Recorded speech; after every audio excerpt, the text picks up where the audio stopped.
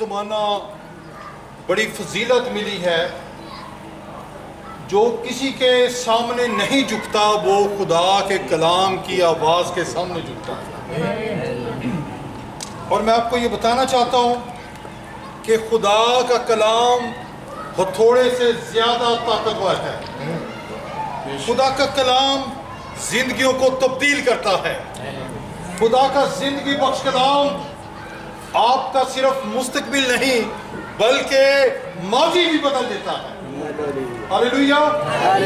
اس لیے کہ خدا کا زندگی بخش کلام ایک ایسا صابن ہے، ایک ایسا زوفہ ہے جو آپ کو سرے سے دھو کر سرے سے پاک کر دیتا ہے۔ ہاللیلویہ ہاللیلویہ۔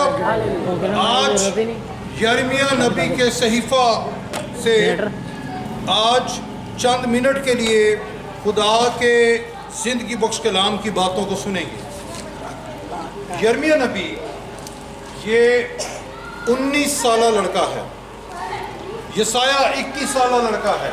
یہ دونوں اپنے اپنے علاقہ میں، جیسے یہاں آپ نبی ہیں اور آپ کبروں میں ہیں، ایک نبی جو ہے وہ میر پرخاس میں ہے۔ یہ 2 سال کا ان کی عمر میں فرق ہے، اور خدا ان کو اپنے اپنے خطوں میں کثرت سے استعمال کرتا ہے۔ دونوں قوم کے حمایت میں ہیں، دونوں بادشاہوں کے مشیر ہیں، دونوں لوگ ان کا دل، دونوں لڑکوں کا، نوجوان نبیوں کا دل جو ہے وہ اپنی قوم کے لیے ترس سے بھرا ہے۔ لیکن دونوں کے ساتھ خدا نے بڑا سخت کلام کیا ہے کہ وہ خدا کے سخت پیغام کو لوگوں تک پہنچائیں۔ میں آپ کو یہ بتانا چاہتا ہوں کہ یرمیہ کا تعلق، ان کا پیشہ جو ہے وہ چرواہا تھا، چرواہا گیری تھا، اور یہ انتوتی کاہنوں میں سے ہے۔ انتوت کے جو بڑے کاہن تھے، ان کے چچا بابا یہ سارے جو ہیں وہ کاہنوں کا فرقہ تھا، جن میں سے یہ لڑکا چھوٹا بچہ یہ خدا کا نبی ٹھہرا۔ اس کی اپوائنٹمنٹ بڑے زبردست طریقے سے ہوئی۔ اس نے اپنے آپ کو یسایہ کی طرح پیچھے کیا۔ اس نے کہا کہ نہیں، میں چھوٹا بچہ ہوں، مجھ میں یہ سکت نہیں ہے۔ موسیٰ نے بھی ایسا کہا تھا، لیکن خدا نے اس سے کلام کیا ہے کہ اس سے پیشتر کہ میں نے تجھے بطن میں خلق کیا۔ یہ ہم یرمیہ کا تعارف دیکھتے ہیں، پیغام ابھی شروع ہوگا۔ خدا نے کہا کہ اس سے پیشتر کہ میں نے تجھے بطن میں خلق کیا، میں جانتا تھا اور میں تجھے جانتا تھا، اور تیری ولادت سے پہلے میں نے تجھے مخصوص کیا ہے اور تجھے قوموں کے لیے نبی ٹھہرایا ہے۔ نبی نے کہا ہائے خدا، میں بول نہیں سکتا، میں تو بچہ ہوں۔ پھر خدا نے یہ کہا کہ یہ نہ کہہ کہ میں بچہ ہوں، کیونکہ جس کسی کے پاس میں تجھے بھیجوں گا تو جائے گا، اور جو کچھ میں تجھے فرماؤں گا تو کہے گا۔ ان کے چہروں کو دیکھ کر نہ ڈر، کیونکہ خداوند فرماتا ہے میں چھڑانے کو تیرے ساتھ ہوں۔ اور پھر خدا نے میرے منہ کو چھوا۔ خدا نے اپنے چھوٹے بچے ہیں، ادھر آئے سامنے، سب سے چھوٹے ہیں جو یہاں پہ بیٹھے ہیں، ایسے خدا نے، ایسے نہیں، مسکرانا نہیں، ایسے خدا نے ایسے چھوا، اس طرح مخصوص کیا۔ خدا نے اس چھوٹے بچے کے منہ کو چھوا، پھر کیا ہوا؟ خدا نے مجھے فرمایا دیکھ میں نے اپنا کلام تیرے منہ میں ڈال دیا، دیکھ میں نے اپنا کلام تیرے منہ میں ڈال دیا۔ آج کے دن میں نے تجھے قوموں پر اور سلطنتوں پر مقرر کیا ہے، قوموں پر اور سلطنتوں پر، قوموں پر، بادشاہوں پر مقرر کیا ہے کہ اکھاڑے اور ڈھائے، ہلاک کرے اور گرائے اور تعمیر کرے اور لگائے۔ تو یہ اپوائنٹمنٹ تھی اس چھوٹے لڑکے بزرگ نبی یرمیہ کو۔ یہ مخصوصیت ہو رہی ہے، یہ کانسیکریشن ہو رہی ہے، یہ ڈیڈیکیشن ہو رہی ہے یہ بلیسنگ کا موقع ہے کہ خدا نے اسے قوموں کے لیے، بادشاہوں کے لیے مقرر کیا۔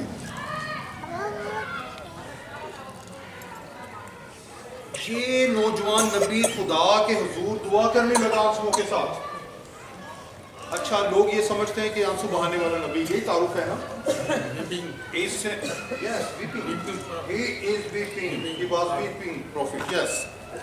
But he was not. کیا ہوا؟ یرمیہ نے سب سے زیادہ گلے شکوے کیے ہیں خدا سے۔ پڑھ لیجئے گا یرمیہ نے جب گلے شکوے کیے تو خدا نے اسے جھڑک دیا۔ کیا کیا جی؟ جھڑک دیا۔ خدا نے اسے ڈانٹا، یرمیہ میں نے تجھے نہیں بھیجا، میں نے یہ نہیں کہا کہ تو لوگوں کے لیے دعا کر، میں نے یہ بھی نہیں کہا کہ تو ان کے لیے شفاعت کرے۔ یہ کلام مقدس میں لکھے الفاظ ہیں۔ میں نے تو یہ نہیں کہا کہ تو میرے حضور دعا کرے اور اپنی قوم کے لیے دعا کرے، میں نے تجھے یہ کہا ہے کہ وہاں کے بادشاہوں کو تو میرا سب پیغام دے۔ یرمیہ نے کہا ہائے میرے پیچھے سے گھر میں بڑھا دیا اس کے بھائیوں نے، اور اس کے ساتھ زیادتی یہ ہوئی جب اسے قید خانہ میں ڈالا گیا تو اس طرح ایک کھلی جگہ پر لکڑیوں سے وہ اس کی بیرک بنائی گئی، کمرہ بنایا گیا، اور اوپر بھی لکڑیاں تھیں، سائڈوں میں بھی لکڑیاں تھیں، تاکہ اسے سردیوں میں سردی زیادہ لگے اور گرمیوں میں گرمی زیادہ ہو، کیونکہ اس نے پیغام دیا تھا۔ کوئی بات نہیں، کیونکہ اس نے ایک پیغام دیا تھا اپنے زمانہ کے کاہنوں کے سامنے۔ بچے سے باہر لے لیں، چھوٹے بچے کو، کوئی بات نہیں، پھر واپس لے لیں۔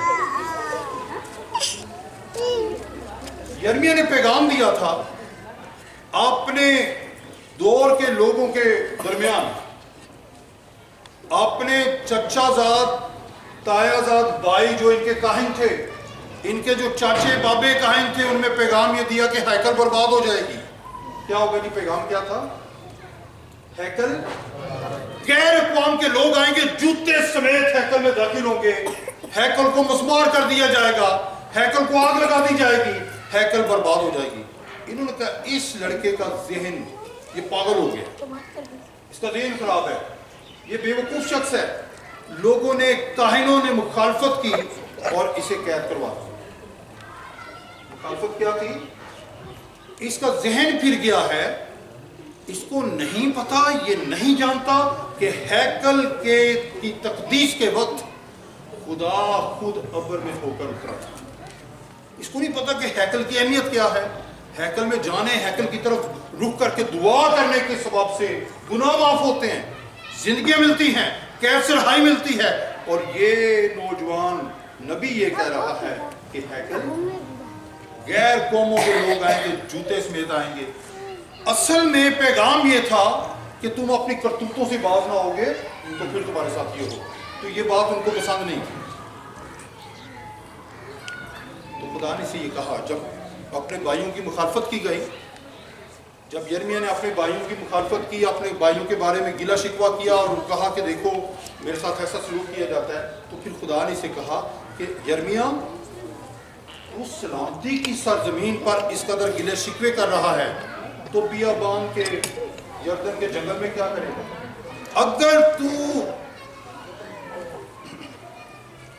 اگر تو پیادوں کے ساتھ بھاگا تو پھر، اور تو گلے شکوے کر رہا ہے، تو پھر تجھ میں یہ تاب کہاں کہ تو سواروں کی برابری کرے۔ پیادے سمجھتے ہیں کون ہوتے ہیں؟ پیدل فورس، پیدل فورس جو شہزادے اور بادشاہ جب وہ واک کے لیے جاتے ہیں گھوڑوں پر تو وہ اس طرح بھاگنے کی ایکٹنگ کرتے ہیں، وہ اس طرح نہیں چلتے۔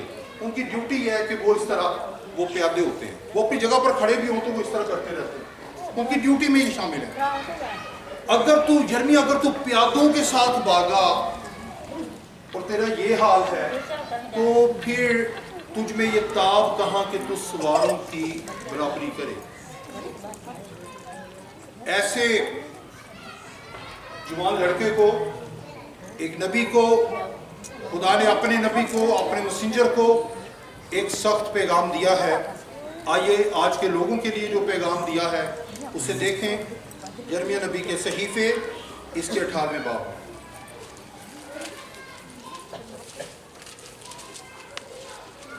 اس بار خدا نے یرمیہ سے کلام کیا ہے کہ اٹھ اور کمہار کے گھر جا، پہلی آیت سے، اور میں وہاں اپنی باتیں تجھے سناؤں گا۔ تب میں کمہار کے گھر گیا اور کیا دیکھتا ہوں کہ وہ چاک پر کچھ بنا رہا ہے۔ اس وقت وہ مٹی کا برتن جو وہ بنا رہا تھا اس کے ہاتھ میں بگڑ گیا۔ تب اس نے یعنی کمہار نے اس سے جیسا مناسب سمجھا ایک دوسرا برتن بنا لیا۔ یرمیہ کو خدا نے کمہار کے گھر پر بھیجا ایک تجربے سے گزارنے کے لیے۔ یرمیہ کمہار کے گھر پر جاتا ہے اور وہ چاک پر، چاک کہتے ہیں جو برتن بنانے والی ویل ہے، وہ انگلش میں ویل، اردو میں چاک، جو مشین ہے اسے، اب ایک پاؤں یرمیہ کا دروازے کے اندر ہے، ایک باہر ہے، تصور کیجئے کمہار کے ہاتھ میں مٹی ہے اور لکھا ہے کہ مٹی کا وہ برتن جو وہ بنا رہا تھا، کمہار بنا رہا تھا، اس کے دیکھتے دیکھتے وہ بگڑ گیا ہے۔ تب اس نے جیسا مناسب سمجھا اس مٹی سے ایک نیا برتن بنا لیا۔ تب خداوند کا کلام، 5ویں آیت، تب خداوند کا کلام مجھ پر نازل ہوا، اے اسرائیل کے گھرانے، میں اس کمہار کی طرح تم سے سلوک نہیں کر سکتا ہوں؟ خداوند فرماتا ہے جس طرح مٹی کمہار کے ہاتھ میں ہے، اسی طرح اسرائیل کے گھرانے تم میرے ہاتھ میں ہو۔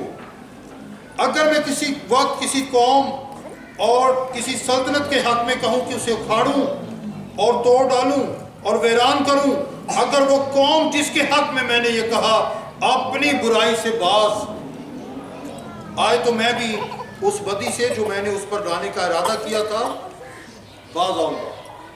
یہ پیغام یرمیہ کو ملنے والا پیغام، اس زمانہ کے یرمیہ کو ملنے والا پیغام آج بائبل مقدس کے صفحہ کرتاس کی بدولت، آج خدا کے کلام کی بدولت، خدا کی آواز کی بدولت، آج یہ پیغام میرے اور آپ کے لیے۔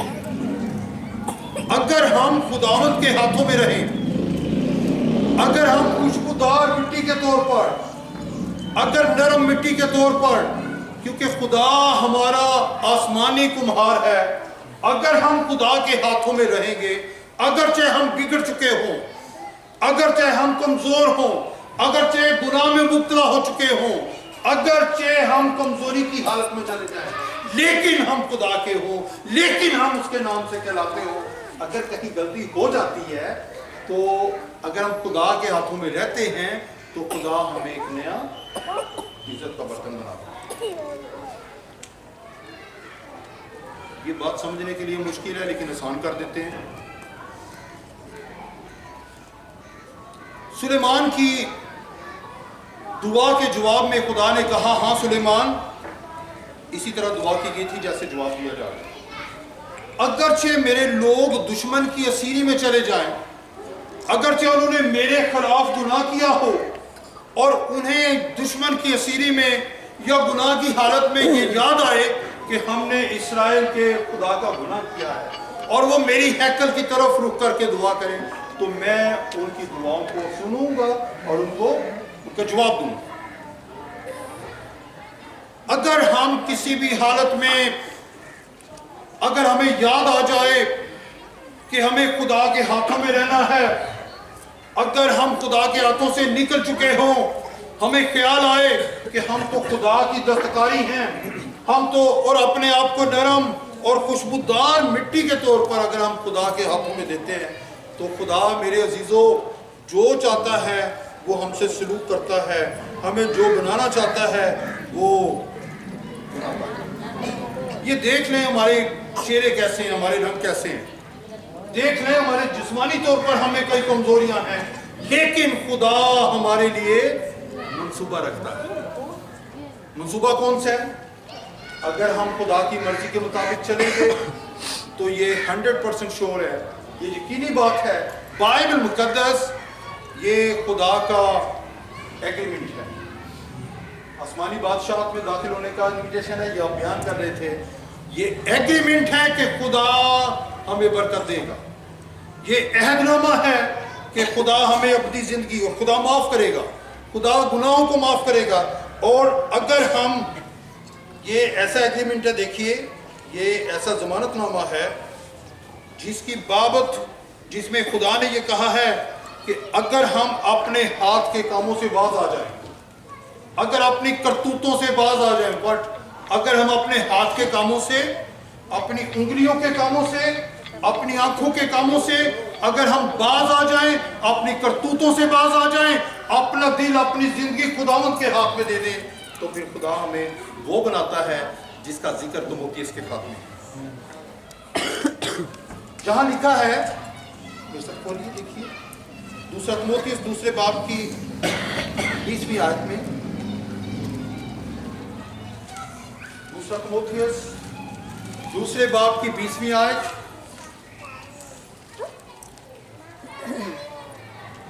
جہاں لکھا ہے بڑے گھر میں نہ صرف سونے چاندی ہی کے برتن ہوتے ہیں بلکہ لکڑی اور مٹی کے بھی، بعض عزت اور بعض ذلت کے لیے. بس جو کوئی ان سے الگ ہو کر اپنے تائیں پاک کرے گا وہ عزت کا برتن مقدس بنے گا اور مالک کے کام کے لائق اور ہر نیک کام کرنے کے لیے تیار ہوگا. یہ بڑا گھر کون سا ہے؟ یہ کراچی کا گلشن اقبال ڈیفنس یا کلفٹن نہیں ہے. یہ بڑا گھر کوئی، یہ کھپروں کی کوئی کوآپریٹو سوسائٹی نہیں ہے. یہ بڑا گھر یہ والا گھر ہے جو خدا کی سلطنت کا حصہ ہے. یہ بڑا گھر یہ گھر ہے جو کلیسیا کا گھر ہے، جو خدا کا گھر ہے، جو خدا کی ہیکل ہے، جہاں زندہ خدا کی عبادت کی جاتی ہے. تو یہاں پر ہم نے کیا پڑھا ہے؟ بڑے گھر میں بہت سے برتن ہوتے ہیں، بہت سی دانتوں والے برتن ہوتے ہیں. یہ دیکھیے